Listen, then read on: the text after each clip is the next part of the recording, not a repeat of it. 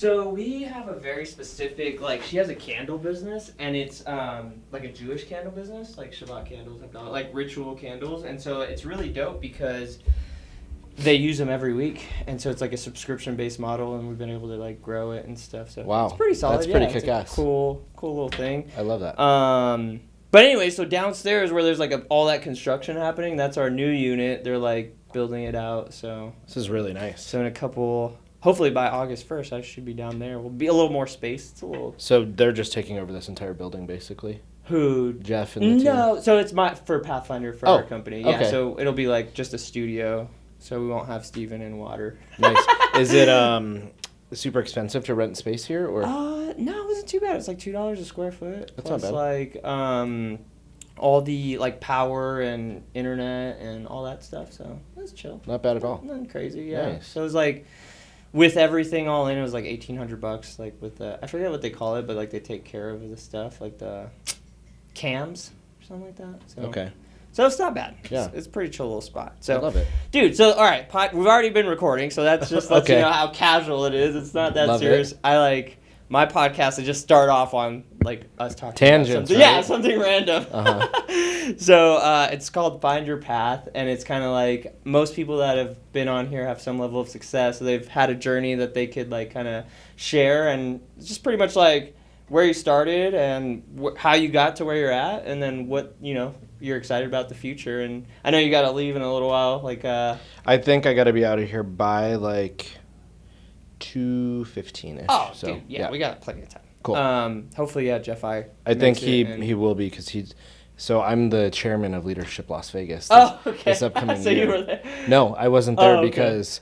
Ironically, I'm not allowed to know about anybody that applies for the program or gets selected until I think 3 weeks before we actually launch the actual program. Then I'll get a roster. And Jeff, of course, means a lot to me, but being able to have him, he went through the program back in 2011 for Leadership Las Vegas, and now he is on our selection committee, so he's been going to bat to make sure that we have a really good group of business leaders and executives out there. Dude, that's sick. Yeah, and then I'm bringing him back in for the program. We have a part of the program called Life Journey, and Life Journey is a leader that basically mentors and helps lead a small group that's within the class, and I mean, they just become really vulnerable, and it's your opportunity to just say, hey, let's have confidential, heart-to-heart conversations. Let's talk about your life, everything that you've been a part of,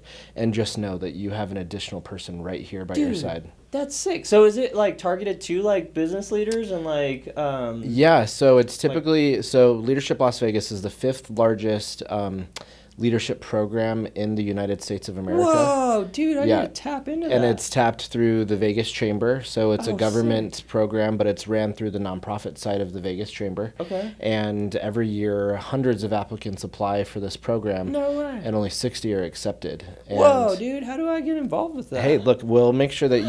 We'll You're make not sure. allowed now? No. Oh, no, we got all the evidence. No, we'll make sure that you get the application for next year, because I don't think that there's a lot of people that are in the video production or even, audio production business that actually makes it in the program. And they do their best to diversify in different industries. Cool. But also different leadership routes. So I think it could definitely benefit you for sure. Dude, that would be amazing. Yeah. Yeah. I've been, I need to talk to Jeff about like getting more involved with like the community. I actually was thinking about joining the Chamber of Commerce, so I don't know. It's I think their lowest model price point that they have is $600 a year, but then your name and your business and your headshot makes it into this, wide Rolodex that everybody that's a chamber member has access to. Sick. And they can go down the list and say, shit, I really need somebody for podcasting or for video production, stuff like that. That could actually make things happen. Yeah, dude. I think I forgot, one of the representatives called me. It was like $1,500 or like a quarter or something like that, and I was like, oh, that's reasonable. Yeah, I think that's like the middle of the program. So I'm a president's chamber member, and that's a little bit more expensive. It's like $6,000 a year, but your year one you get $6,000 back in advertising space with LVRJ. No way, dude. That's totally worth it. I've just been like, he's been calling me. His guy's name's like Jason or something. Yeah, or Shane, one of the two. Yeah. Well, anyways, yeah, I need to get on that. Sorry, see, we just went down another tangent. I know, we didn't even get started. So usually how it starts is you're born, and then what happened? Yeah, so I was born in 1986, the best month of the year, October. That's why Halloween is the best time of year. It's my favorite. Are you Libra gang? Or? I'm a Libra gang. Okay. And cool, when's your birthday? September 29th. Nice. So right by me, just 8 days away. I was born in Southern California in Fontana area.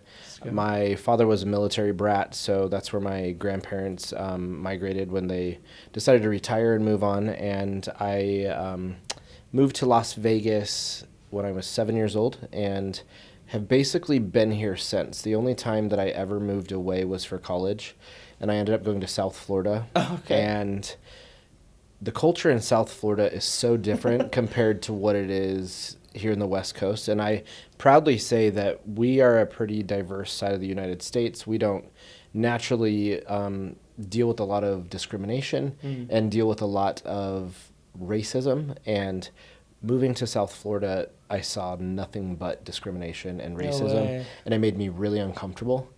And I had also not been true with myself and come out of the closet yet. So I knew that that was not the place for me. It wasn't the place for me to be my authentic self. So I packed my car back up and moved back west to Las Vegas. Drove all the way back? All the way back to Las Vegas after 2 years, and finished school at UNLV and got a degree in construction management. And I can honestly say I haven't used construction management in so many years. Nice. Because Las Vegas took the huge hit back in 2010, and all construction stopped, all growth on our strip stopped, and it just made it really tough. Yeah. So I got out of that part of the industry and ended up working for a big financial services entrepreneur. He owned 72 different businesses. Whoa. And I came in as a director for one of the programs that he was running and ended up moving my way up to being his chief of staff and vice president of administration. Sick. And I worked for him for almost 14 years. Whoa. Yeah. That's a career. It was a blessing. He was still one of my nearest and dearest friends. He gave me the leather skin that you need to actually be an entrepreneur and a business leader. He taught me what to do. He taught me things not to do. That's there you go. But that's all. We're all human. But he truly gave me the tools for success and helped me lead myself in the way to grow. And a lot of my passions are, and this is why a lot of it means a lot to me, certainly being on the Shine a Light board, was giving back is what's important. If you're fortunate enough to have things in life, you should also consider about giving back to people and industries and organizations or people that are just not doing well. And I can only attribute where I am in my life today because I didn't have a great upbringing. Both of my parents struggled with addiction most of my entire life. And there would be times that they focused on having drugs in their drawers versus milk and cereal, or, if the power bill is going to be turned on and stuff like that. And it was tough. It was tough for me to see. My parents divorced the year I was born. And when I was 16 years old and knew that I could start making my own decisions was when I said, shit, I don't want to be a part of this kind of life. You can decide to live in a small little condo or a trailer park for the rest of your life, or you can create your own path and get off the freeway and create your own future. 100%. And that's what I've done. And it's super important to me to always give back to those that are vulnerable in need, but also to remind myself where I came from.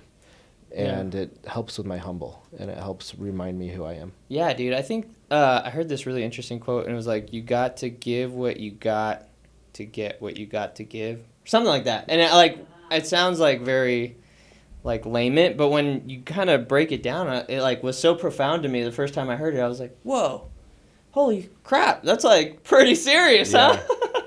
Yeah, what else? I also heard another one recently. Oh, it's if you want to go fast, do it alone. There you go. If you want to go far, do it with an army. Let's go. So always support each other's initiatives, be willing and able to help, but also just finding good people. And Las Vegas is naturally, for many years, it was a very transient city where people came and went so often. Right. And a lot of it had to do with our performing arts and, the visas that some of our big, beautiful artists are coming in for, but it all changed when Vegas Golden Knights touched Las Vegas. Changed the game. And we have a new unfound culture that we never knew about, and now we have a reason for everybody to get together. Yeah. And it's sports.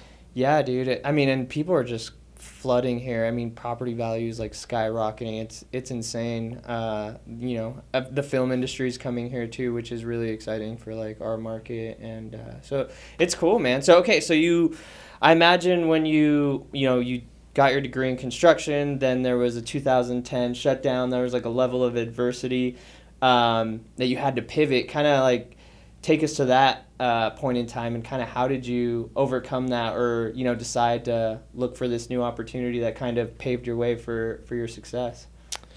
I think a word that I always like to use is pivot, because nothing is ever going to be the same. Oh shit, dude, that's rule number 1. Literally. Oh good. My gosh. Sorry about that. Casual it is here. It'll not even get edited out. I don't even recall who it is. Where's that? Hello. So I always say pivot, and not to be afraid to pivot, because things are ever changing every single day, especially here in Las Vegas. Yeah. And I think as business leaders and CEOs, we tend to, at times in our career paths, get comfortable. And I've made those mistakes of finding comfort and being complacent in what's happening in life, and that's not always good. No. So being comfortable with what I was doing and knowing what was happening when it was coming to the future of our, Las Vegas, the economy, everything that was happening, I didn't get in the forefront of it. So that was, I think, the first and last time I'd ever been laid off of a job. My last project that I worked on was the Cosmopolitan of Las Vegas. Oh, wow. And I was the director of purchasing for a construction company called Theming Solutions. They were responsible for the Treasure Island pirate ships, responsible for the wind parasols, a bunch of interior design type work. And I was able to work with a company out of India that all of the beads that are actually in the chandelier bar are hand-blown beads from India. That's individually. Wild. That you ordered or oversaw? I did not oversee it. I don't think that I'd ever really want to go to India, but I oversaw the project and did the ordering and sourced the actual manufacturer that made them. So that was a lot of fun. But then, the economy just takes a halt. Yeah. And construction stops, and if you're not able to buy or sell product, guess what? You're not able to purchase. So director of purchasing goes right out the door. And I ended up telling myself, shit, I can't make this happen again. Yeah. I don't want it to. And I had the opportunity to meet the gentleman that I worked for. How'd you meet him? Through a bunch of friends that we had. And his life partner and I knew each other for a few years, and I had seen him as an acquaintance here and there, and he gave me an opportunity and came in, and I saw the opportunity that was there. And he's the type of person that is so generous and so kind. He says, look, I'm just going to provide you the tools. It's up to you to see what your growth is. And dude, that's the best. We've done a lot of work together. I helped him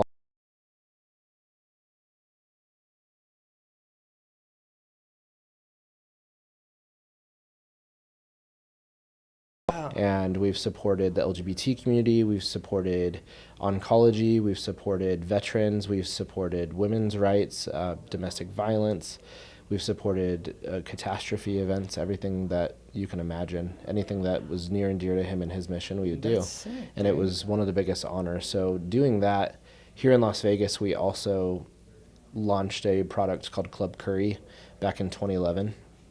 And it was a New Year's Eve party every single year. And we had Club Curry. We had, but all of the proceeds went directly to a nonprofit. That's sick. That was here locally in Las Vegas, and that's when I got my hands into giving back to nonprofits, and dude, that's sick. Really understood that it meant a lot to give back. So I had the honor of helping him run his family foundation, helping him run his annual charity event, and give back to all kinds of different resources that actually needed it, and that's where I got my passion in the nonprofit world. Dude, that's awesome. Yeah. So you got this great opportunity, turned into a 14-year-long career, groomed you for success and to, go out and take over the world. So how'd you transition out of that, and what was that process like, or what inspired you to be like, I gotta do something bigger, better? So he ended up selling a big piece of his large enterprise and identified that after his term was almost up, he was going to resign as the chairman and CEO of the organization. And 9 times out of 10, when you look at an executive team that works for a CEO and an executive team that manages some of their personal life, when a new CEO comes on, it's probably written on the wall already that your time is limited. And I've never been the type of person that I want my destiny to be in anybody else's hands but my own. So when I knew that he was getting ready to leave, I decided that it was time for me to leave and take on other opportunities. And within that time frame, I took almost a year to sabbatical. Yeah, but also I was still working on other projects and with other organizations, but I had this idea in my mind. I wanted to launch a lifestyle management company. I took all of the skill set, all of the education, all of the training, all of everything that he provided me and the tools that he provided me, and I wanted to create my own product to support the high worth, support celebrities, support sports players, agents, corporations, other chief executives, and create a product that we're able to support them, whether it's personally in their home or at the business front. We could do it. And in March of 21, I launched Lux Lifestyle Managers, which is an extension of my company, the Emergent Group, and we're a hospitality management firm. We do everything from private events, we do corporate events, we do we're getting ready to launch a wedding platform side of it. It's definitely not my niche, but I have somebody on my team that loves wedding planning and organization of all of that. So awesome. Shout out to you, Megan. Can't wait to have you here in Vegas for this. And empowering, you got to empower the team. Yeah, so I don't want to hinder anybody, especially if they have an idea of something that is going to help us grow and put ourselves out there more. Yeah. So it's been really cool. So we just passed our third anniversary. Let's go. And some of the relationships and clients that we've been able to afford and acquire has just been, it's a pinch me moment still every single day. Let's go, dude. Yeah. That's awesome. So what are you stoked about? Or what is super exciting for you?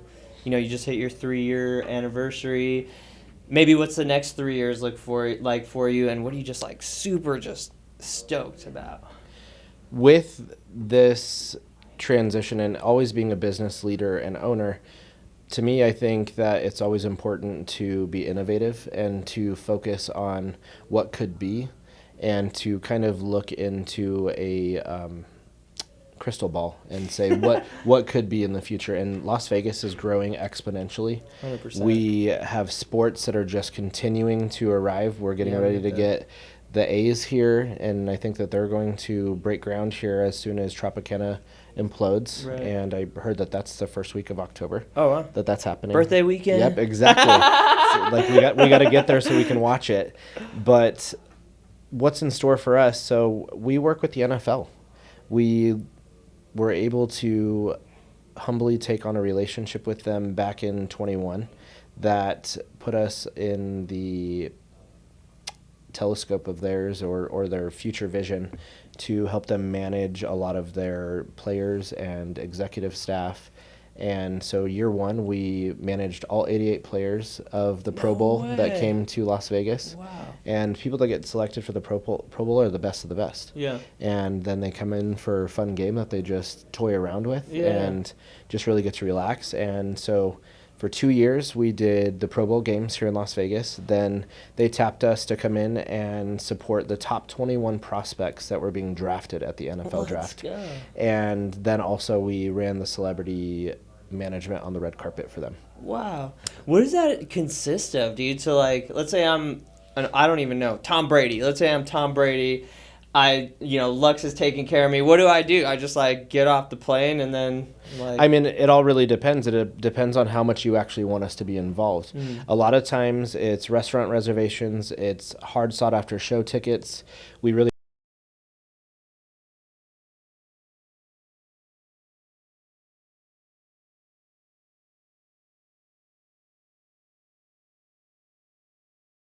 yours, and also don't burn a bridge. Right. So we pride ourselves in our relationships. I have almost every GM in my back pocket that's here at a Las Vegas restaurant.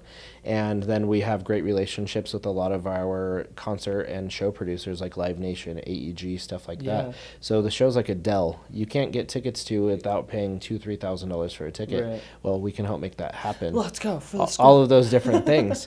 So we do a lot of curation for many different people. It could be private jet charters, it could be helicopters, it can be car transportation, it can be show tickets, it could be private dinners, it could be celebrations for many different things, big events that happen.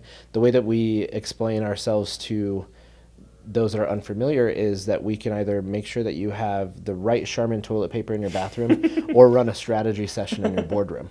Anything in between that we have covered for you. Dude, that's awesome. And what makes us so unique that is different from a typical concierge company that sits in the Las Vegas hotels is we are here to take care of you before you arrive, should you want it. Right. And we can also take care of you after you leave.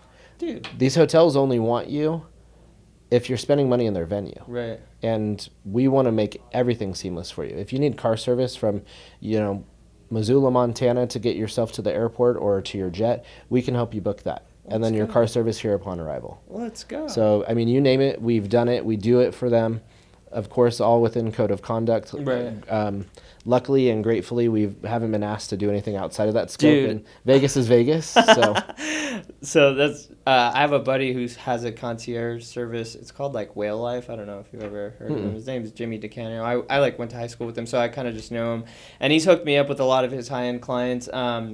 One of which is Dan Balzerian, and he said one time, he's like, dude, he called me up in the middle of the night. He was in Hawaii. He's like, I need my testosterone. I didn't bring it. And he's like, so I had to have one of my guys basically smuggle testosterone to Hawaii for him.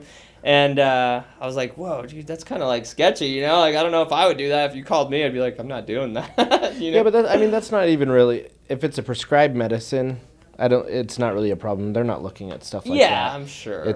I actually recently went through an airport tour, and they're not looking for drugs. They're looking for bombs. They're looking for bombs. They're looking for firearms. They're looking for things that could be a potential dangerous threat. What? They're not looking for drugs? Not necessarily. It was so weird to have heard that. We're not here to make sure that if you have weed on you or other substance, or they're not looking for small batches of anything. They're looking for things that weight limits, something that could have triggered the dogs or just looked funny within your suitcase. Wow. That could be different. Yeah, they're not naturally looking for stuff like that. But also, if you have a prescription for something, it doesn't matter.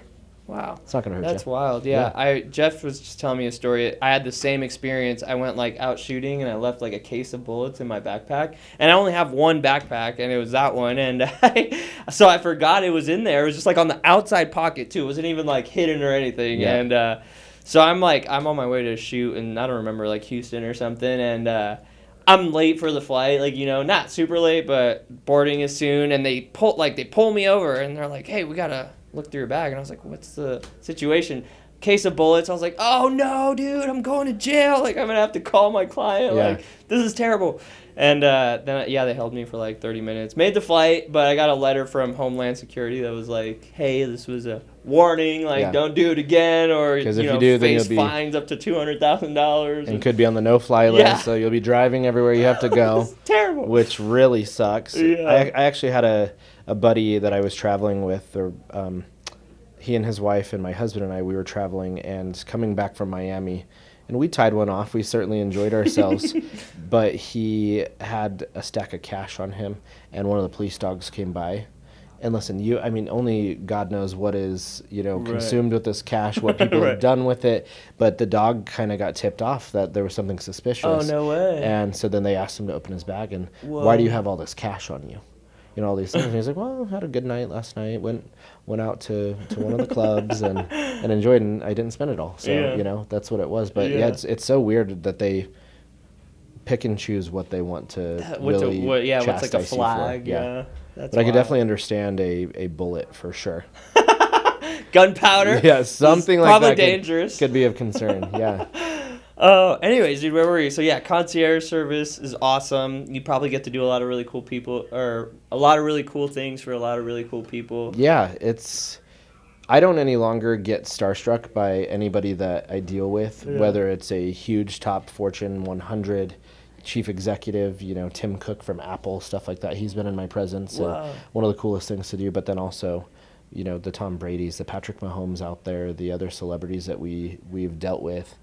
It's really cool. And at the end of the day, they're really down to earth people. That's awesome. Do you like, ask them for advice or anything, or just regular communicate? You don't want to try to... Regular communication, they are so often pulled every which direction, right. And they're often not treated like humans, that it's in our core values to make sure that you're treated like a human and seen as a human. We're here to provide a service for you. Right. The amount of times that I've had friends and family like, can you get an autograph for me? I've never even asked for an autograph for myself. I mean, but I also don't need to. Right.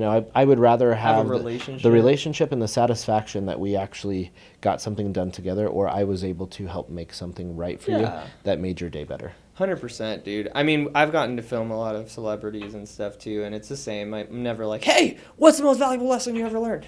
Yeah. Although that's literally my want to go to question, but it's never the right time or place. For sure. If there was the time or place, that's probably what I would ask. Yeah, no, that's actually a really good question to ask, and I probably should do that more with the established relationships that I have. Yeah. I just never think to. I always just try to keep my head straight forward. Well, that's probably best. Dude. Yeah. Anyway, so what's the most valuable lesson you've ever learned? Oh, well, shit. I learned a lot of lessons. Yeah. I think that as you grow and evolve as a business leader and as somebody that is in the forefront of the community, I think that it's really important to always know that, like I said before, everything's ever changing, but never get too comfortable, for sure. I lost my very first 6-figure client this year, and this was just right after Q1, and I had made a bunch of big business moves and decisions that we wanted to make to help us scale up and grow a little bit. And like I said, I was complacent. I was comfortable. Yeah. I thought that everything was great, and it allowed me to negatively impact the business. Yeah. And you never want to do that. Yeah, I've had very similar experiences like that. Just losing clients that you are not following up with as much or taking care of as often as you need to.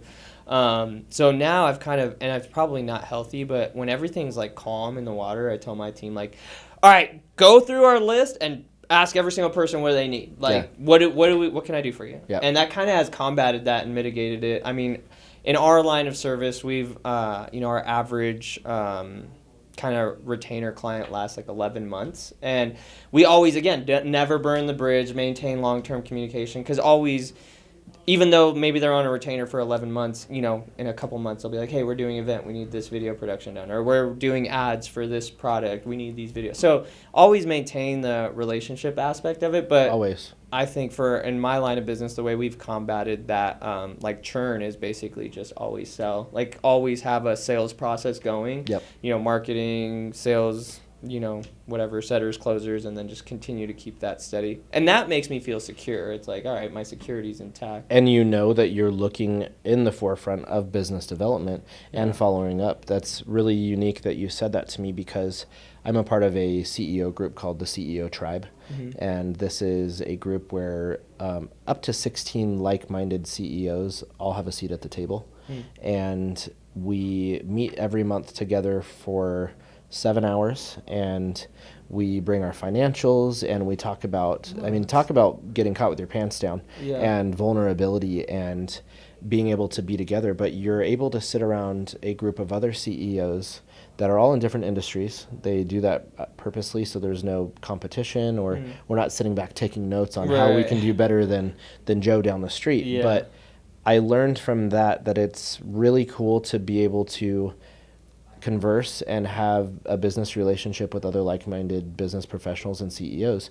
because we've all likely been through a scenario that they're going through and can help each other with feedback. Yeah. And naturally, I think CEOs are alpha, and we always, when you propose a opportunity or a challenge that you're going through, we naturally always want to say, well, this is why this happened. Right. We always want to have a rebuttal, and we always have an excuse for it. And this program that we're a part of, you're not allowed to come back with a rebuttal. You're not allowed to say, this is why. That's a really cool rule. You have to say thank you. Wow. Thank you for your feedback. Thank you for your suggestions. All of these different things. And it's made it really cool, but it's also humbled me down a little bit. Sometimes you just need to be quiet and listen, because then that can help you grow and help you with some sort of decision making as a leader. And it's been really rewarding to be a part of something like that, but to also know that I have people that I can lean on in that same sort of way. Also, to don't ever call your business your baby. Ever. Don't say, this is my baby, it means so much to me, because you want to create your business so you can sell it in the future. You want to become more profitable and do something. And I was so emotionally tied to my business, thinking that without my business I will never go on. And it taught me to remove that emotional connection and understand that decisions are decisions and business decisions are not personal. 100%, dude. I love that, what you said too about that group sounds really interesting too, because the way I look at Jeff as a mentor, and I have a handful of other mentors, and they've seen patterns longer, and so when you explain a situation, they could poke holes in the plan, and it's not, again, emotional or personal. It's like, hey, we've been through this pattern, and this is what I see based on what you're going through, and I've gone through something like that, so this potentially could help.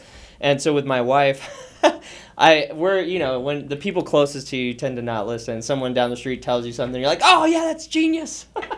So my wife, whenever I'll see something like a pattern, I'll be like, hey, look, full disclosure, this is not negative vibes. It's not like, I'm just observing a pattern, and I want you to I don't know the best way to tell you, but this is how it should be, or this is maybe not how it should be, this is what I'm seeing. And that kind of pre-frame helps kind of lower the guard a little bit. I mean, marriage is different. Especially in marriages or even in family situations. The last thing that you want to do is hear feedback or advice from your spouse. Or I can't tell you how many times I'm like, who died and made you the subject matter expert here? But it's just because we don't want to deal with that additional feedback and add on to it. We're already going through it on our own. So being able to learn how to communicate in a better way with your spouse is huge.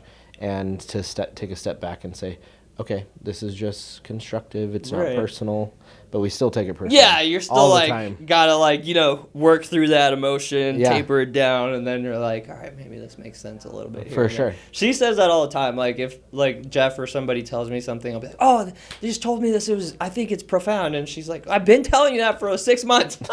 Yeah, I didn't hear you though. I think you're on mute. Literally. Yeah. Sorry if you're watching this. No, she's all right. We talk about all kinds of stories on here. I love it. She'll get over it. I'll deal with the heat, and we'll move on. Don't worry. I'm going to get it too, so we'll at least be in the doghouse together. Yeah. Oh, dude. So, all right. So you're part of all these masterminds or groups. That's super awesome. What kind of inspired you to get involved with that? Is it just, I don't know, did you take that away from your mentor? Or, for sure. I for sure took it away from my mentor. He actually put me through a program called the Arbinger Institute many, many years ago. And it's an organization, and it's a coaching program to help business executives and other leaders out there to learn how to communicate a little bit more effectively, and to also humble yourself down a little bit. And I think that's where that passion for learning came, but also passion to always grow and change. Our brains are still forming as we age every single day. And you're doing yourself a disservice if you think that just everything's fine, that you're not reading a book, that you're not listening to, a biography or some sort of self-help book to learn different ways to communicate, to strategize, to be a better person. And I learned earlier on that you should be able to be in a place with like-minded people, but also other people that are successful. Yeah. And being a part of programs like Leadership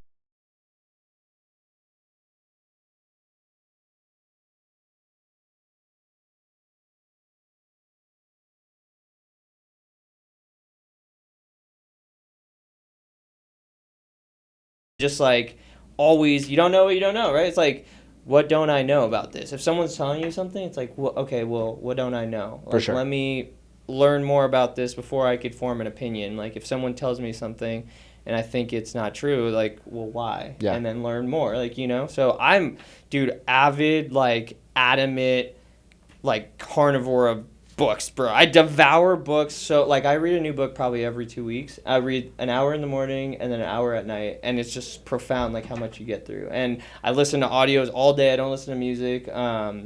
I'm in, like, this thing called the Global Information Network. It's the same thing, kind of like a... It's not as, like, the events... They have, like, quarterly events, but I don't really go to all of them. I should. But anyways, yeah, dude, growing is just mandatory. It's like I'm addicted to growing. You can't not grow because you...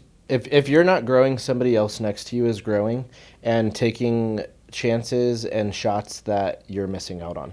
And that's the disservice that you're doing to yourself. If you want to be a business leader, if you want to make it to the top, you want to do all these things, don't just sit back while you're watching the person next to you continue to climb. Yeah. Because you want to climb as well. Yeah. And things are changing every single day. Innovation, technology, just the way that times are. I mean, you know, we're moving out of millennials. We're moving into the Gen Z world that's coming in and taking over. And it's like we need to start conforming to a lot of things that are happening. Because if not, they're going to take over. Yeah, the market's kind of the, you know, the end-all be-all, really, the market. And I say that to people, too. It's like, you know, we have a sense of value within ourselves that's, you know, intrinsic. Like, everybody is valuable. Yeah. But at the same time, like, the market is going to dictate what's valuable. Like, if you're offering something and the market's not buying it, then maybe you need to readjust something. Like, For sure. Like, so I get caught in that too, a level of humbleness. Like, okay, if what can I do to make myself that valuable instead of, you know, being like, well, they don't know anything. Never be afraid to invest in yourself because you will always be your largest fan, your biggest protector, biggest supporter. If you don't invest in yourself, nobody else will. Dude, mandatory. I love that. For so sure. Yeah, get in the chambers, get into the leadership group. What else, dude? What other advice can you give? You're born in 87? 86. 86? Yep. You're only 4 years older than me. Okay. What would you give some advice to a young man like me? Young man, wow. Making me feel real senior. No, it's great. We were in high school at the same time. Literally, at least 1 year. Yeah. The overlapping year of me senior, you as a freshman. I would say always follow your passions. I've been a huge proponent and believer in following your gut too, because your gut is typically always right. Don't burn bridges. Always make sure that you keep your brand and your vision of who you are at the top.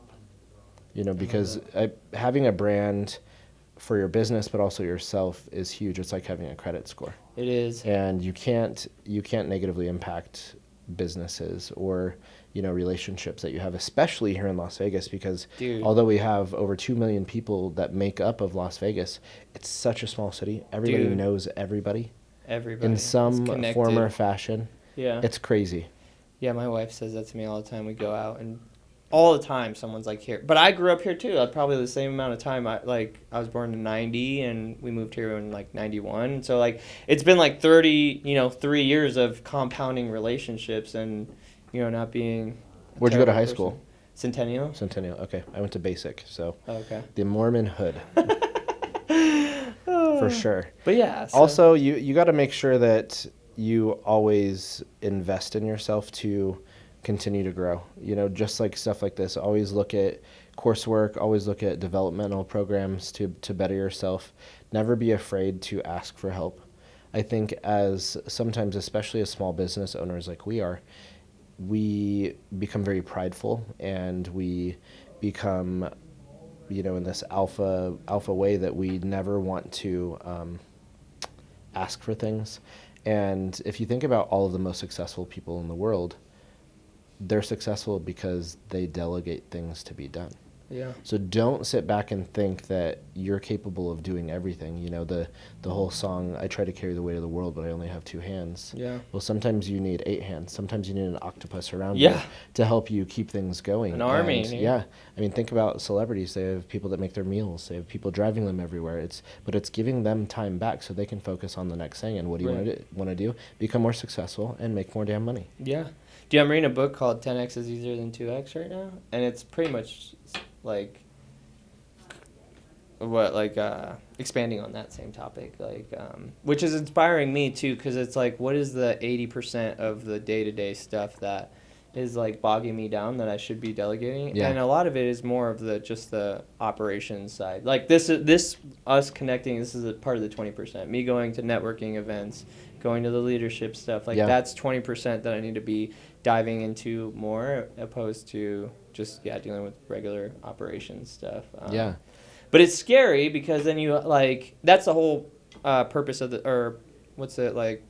plot of the book, is that it's scary because it's the other side is kind of unknown, and you have to have an identity shift. It's kind of like your 80%, your belief of how your identity is just the stories that you keep telling yourself, and so you have to release those stories and make a new story about what the 10x jump is going to be. And so so it's scary. It's like saying no to smaller accounts and just stuff like that forces that 10x. I feel like we're cut from sort of the same rope or cloth a little bit, because I'm also reading a book and it's kind of manifestation.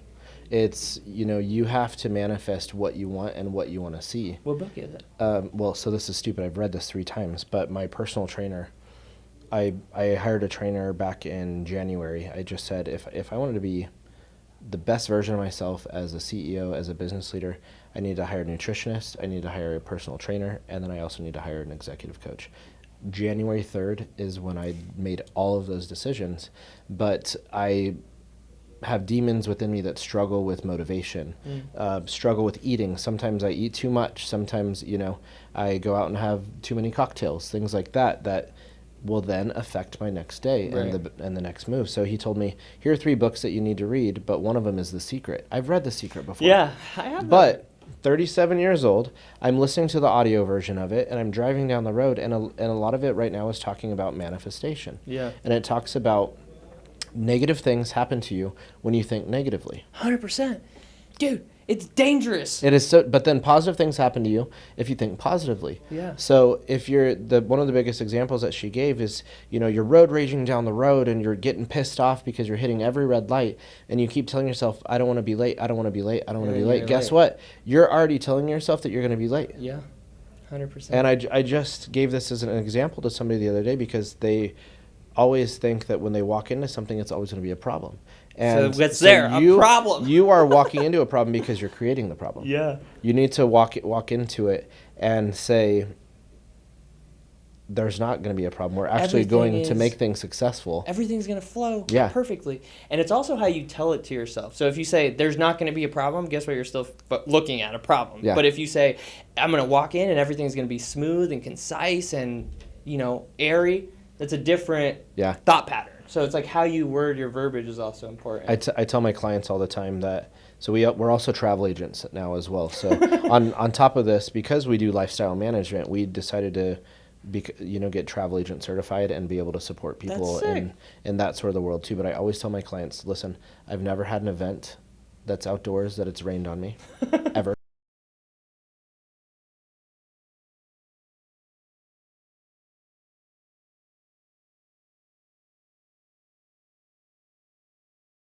I have a team. We have a pulse on everything. We know, we're telling you what your next gate is.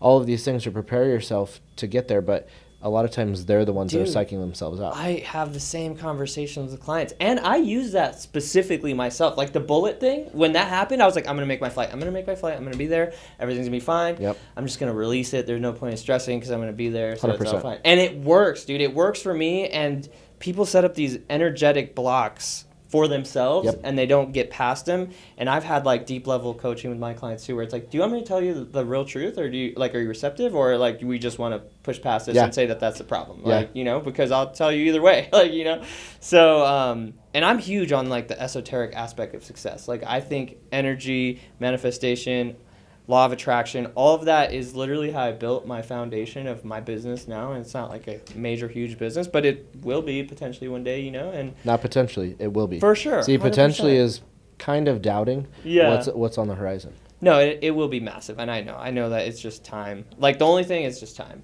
Just be patient. I mean, it's happening. Yeah. It's happening. Summerlin, we're going to get the next studio. And I don't know if you know, but there's a studio on the other side of the freeway off of Paradise called View Studios. Oh yeah, dude! I think I saw it on your. Yeah, so I